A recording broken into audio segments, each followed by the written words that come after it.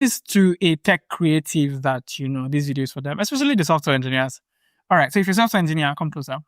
A couple years ago, I was working on a project and I had a direct supervisor, right, a CTO actually, and we worked on the project. We did a bunch of things, but he noticed that my output wasn't particularly the greatest in terms of quantity, not quality.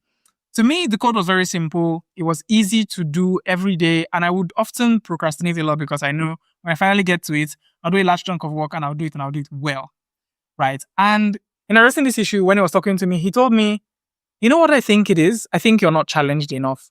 And till today, that has stuck with me. You see, as software engineers or as a tech creative, it's easy to get into, especially for software engineers, it's easy to get into the simplicity or the monotony of doing day-to-day work, especially for stuff like web and mobile engineering. And maybe if hardware was involved, it's a bit more difficult. But it's easy to just wake up, write code, do a new feature, connect the API. It's the same thing over and over and over again. And it's easy to get into a frame of mind where you're just like, you know what, I'm good at it. I can do it. It doesn't require that much mental work.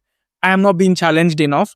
And I'm just going to procrastinate, or I'm just going to lazy around. The truth is, it's killing your output. It destroyed my output for a while. It affected my ability to focus and to deliver or to think of things a little bit more creatively. And now with AI, I think it's like 10 times worse because you can just kind of sit back and let it do a bunch of stuff for you.